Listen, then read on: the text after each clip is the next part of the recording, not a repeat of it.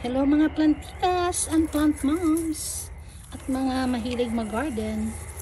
Alam nyo ba na ang parsley ay isa sa herbs yata to, hindi naman to siya vegetables eh.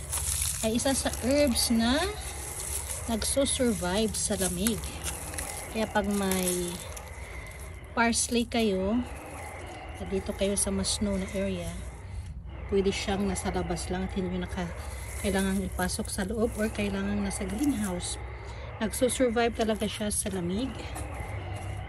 Kaya huwag kayong mag-alala pag natabunan siya ng snow kasi babalik na yan siya. Hindi yan siya mamamatay. Napaka-nutritious ng parsley. Masarap to siya i-juice. Ito ang aking gamit sa parsley. Hindi ako masyadong naglalagay sa pagkain. Ang garnish lang or juice. Yan. Yan ang kwento ng parsley. Nag-snow nung 2 times na yata nag-snow at ang snow ay nagiging ice. Ayan. Tingnan nyo guys, natakpan siya. Pero buhay pa siya. Ayan. Ang kanyang pinaka-ugat-ugat.